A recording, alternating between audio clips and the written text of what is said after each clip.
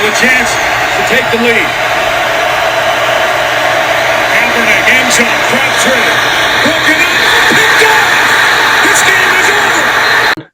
Welcome back, ladies and gentlemen, to 12 Minutes Every Time. I'm Mike Bailey. This is Ryan Bailey, and we're here to preview Week 4, Monday Night Football, center stage at New York Giants. Couldn't get any bigger for both teams. Both looking to get a W. We're headed into a bye week. Giants have a couple games at Buffalo or versus Miami afterwards, so they needed a win. So, all right, as usual, this is 12 minutes, so I'm going to start the timer now. All right, Ryan, as we mentioned in the past episodes, our O-line and tight ends have played really big. Abraham Lucas is on IR still, so he won't be back for 2 more games. Charles Cross is questionable or doubtful, but if you give him another bye week, I'm sure they prefer that. Give him 2 more weeks, so I doubt he plays. Unfortunately, also, Disley and Fant are questionable, but we hope at least one of them plays. Yeah. And Phil Haynes was limited in participation, starting right guard. So, but Anthony Bradford came in last game and played very, very well. He's ranked real high on PFF. Now, I mean, the 2 tight end thing really does worry me because, you know, that D line on the Giants side is probably the best players that are on the team right now for the Giants. They're still playing very, very well. Dexter Lawrence is dominating out there. So, I think that we really need to hope that one of these guys can go out there and play. And I'm hoping it's Will. Noah, he doesn't pass block as well, so it'd be preferably Will that comes back. Yeah, they've done a good job chipping so far. We both agree that we probably need 2 of the 3 tight ends every week healthy to help especially right now with our 2 tackles out. You're right. Bradford came in and played very well, and Stone Forsythe on the left side and Jake Curran on the right side have played well for us too. But you're right. The Giants' defensive line is probably their biggest strength on the whole team right now. Yeah, they're not a good defense right now. They're a bad defense, but those Dexter Lawrence, Leonard Williams, they're very dominant. And so if they take control of this game and are able to, you know, get sacks or get pushed back or not be able to run the ball, it's not going to be a lot of fun for us that day. No, Evan Brown and Geno Smith definitely need to take control of the pass blocking. And yes, we need a good run blocking downhill, everything downhill for Walker and Charbonnet, as they've approved last week that they're a good 1-2 combo. Yeah. However, if one of those tight ends goes out, do we target JSN a little bit more? Is there something that we're flexible with, or are we changing up our formations? Our formations have been a little exotic, which is nice. Someone was talking about stealing that 2 tight ends on the side, and they're basically just like pulling guards, and they go. So we'll see. That was cool. That was a really cool play I saw. It was like that. I thought that was very, very interesting and kind of awesome to see. And Waldron has seemed to make a step up from last year in his play calling so far.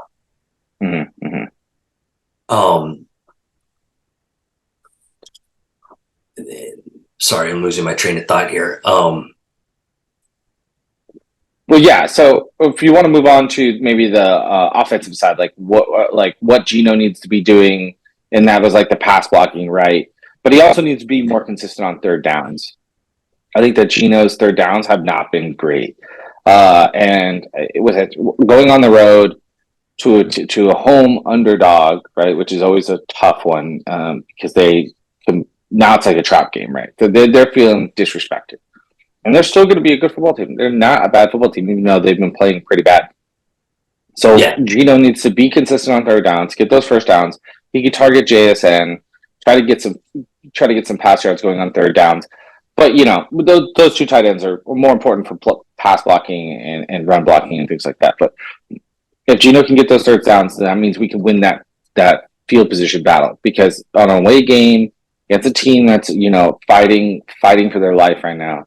You need to win the field position.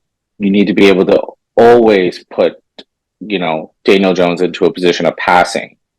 And then that way we can walk out of there with a win. If he's the one that's limited to passing, he's the one that's going to have to win this game and get 40 plus pass attempts. He's not accurate enough to beat us like Matthew Stafford was. he won't be able to beat us that way. You're right. Stafford has been the highest bar we've had to play against so far for quarterback wise. Thank you for covering me on that one. I couldn't read my chicken scratch.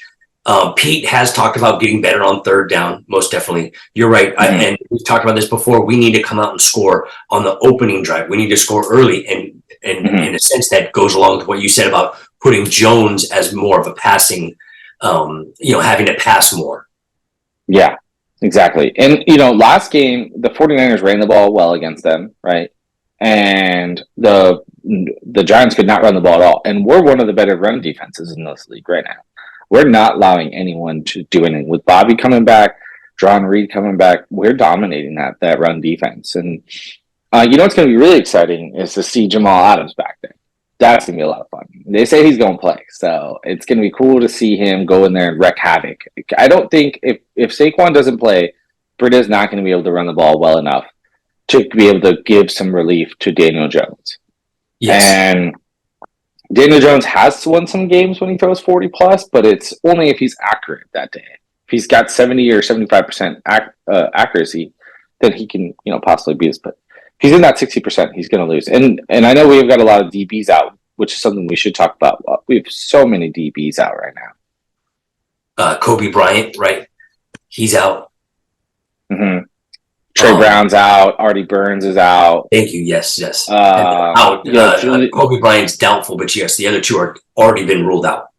Yeah, and then Julian Love was also limited participation this week. But so that means really healthy or guys who are coming in. Tariq Woolen looks like he'll play, but he was on the injury report all week. Tariq, Witherspoon, Quandre, Jamal. Like those are like four guys. We need more than that to be out there. So I could see us playing a lot of Jordan Brooks, Jamal Adams type deal. So Jamal might have to play a little bit more DB than he can outside linebacker. So we'll see how that works for us. That could be. Yeah, in a sense, we want to play the Giants way. We want to be able to run the ball, limit our passing, have short third downs that are easier to complete, and put ourselves in a situation to go ahead and force them to throw. So basically, we're trying to flip it on them, and it looks like it could go that way. With Barkley is doubtful, and Daniel Jones not being nearly as probably productive as Geno has been so far. Yeah, Geno's been pretty productive, but he's gonna have to be consistent this game. And short passes. Short passes, right? Get the ball out. Don't let Dexter Lawrence get to you. But what I saw last week with the Giants 49ers game is that whenever they were on third downs, they covered up their tight end. The tight end, what's his name again? Yes, Darren Waller. Darren Waller, yeah. They covered Darren Waller pretty well on those third downs, and that was kind of like their game plan was to just get them, stop the run, allow Daniel Jones to beat you, and anytime they're in third down, cover Darren Waller because he's their best player. Yeah, and I believe someone mentioned earlier that he has like 6 touchdowns in a row on Monday Night Football. So they'll most likely be targeting him again. Obviously, the Raiders would get a lot of Monday night games. So, cover Waller up, force Jones into a mistake, throwing it to Woolen or Witherspoon. I mean, at this point, we know Witherspoon. They're probably going to throw to Witherspoon more than to Woolen. And you're right, Adams may have to play a little more DB. Let's see how they do that. Maybe they throw Love in as a safety and have Adams blitz off the side because who's going to play our nickel at the moment? Yeah, it's. I mean, I think Devin's gonna have to play the nickel, and then Mike Jackson has to play the outside. That could be. Yeah, I don't really know who this other guy is. Caillou Kelly. I don't know him. I believe he's a rookie. Okay, and then the backup to Julian Love is this guy named Jariq Reed. Don't know him well. It's pretty funny. I'm looking at the depth chart right now, and it's pretty funny. We've got on the defensive side 3 safeties listed as starters. I've never seen that before. That's almost like us having 2 starting tight ends on offense. Yeah, exactly. So that's crazy. I mean, I've never seen that before. So it's like Julian Love starter, Quandre Diggs starter, Jamal Adams starter. So funny. And then obviously Witherspoon and Woolen. Yeah, Witherspoon and Woolen. So, I mean, look, if all our starters can play, that's great. And then we just had to throw in Mike Jackson and this Caillou Kelly guy. Because I don't think Mike Jackson will play nickel. I think Devin will have to play nickel. We'll just have to have Devin everywhere. And that's fine. Hey, why not challenge him now, instead of later? Mm-hmm.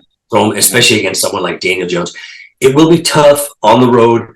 We'll be looking for our second road win. They are winless at home. They won one road game, one lost one road game. But they're going to be hungry. They were hungry last year. They upset a lot of folks. They did a really good job. Dabble was definitely probably for Coach of the Year. Everyone's always desperate for a win. The NFL stands for not for long. Pete, they better have our guys ready to go, especially on the big lights. And to be honest, I think a lot of our players will be ready. Yeah, that's a lot more. I mean, I would love to see, Quan Ferry step it up, right? Yeah. I would love to see. He's been pretty bad. I mean, PFF's ranked him pretty bad. We've seen him kind of late to things, not really there to stop a lot of guys. And I would love to see consistency from Mario Edwards Jr., right? Because he's had some phenomenal weeks, and I think that helps that, Uchenna is very good and Jerron Reed's very good. Now, Draymond Jones might be out, which is not cool. No. I don't know what that means for us if we... I really don't. I don't know who steps in for that position. We got about a minute left. Yes, I was thinking we need the pass rush to really be there if we want to put Jones in those situations. We can't have him just sitting back there. We want to have him throw 40 times, but we want a couple sacks, pressures, all that. Real quick, we're going to wrap this up. Special teams. What would you like to see from the three guys? Just win that field position, right? Just win the field position. Don't make any mistakes. Right now, we're one of the best special teams in the league, second overall. I just want to see us win the field position, make our field goals, punt well, and be able to have good returns. That's it. Just do your job. Everyone play well. Be consistent there. That's surprising with Myers missing so many field goals that we're still ranked that high, but that's good. And yes, if we don't want him missing, we may not even go for 50, 55 plus yards. We may go for it on fourth down this time, just because it's a road game, and maybe it's in the back of Pete's head. So, yeah. Well, I love it. I'm ready for this game. Let's go. I'm super excited. I have the night off. I can't wait to watch. I'm very ecstatic. Anyway, thank you, everyone, as usual. We appreciate it. 12 minutes every time. I'm Mike Bailey. This is Ryan Bailey. Go Hawks. Go Hawks. Woo!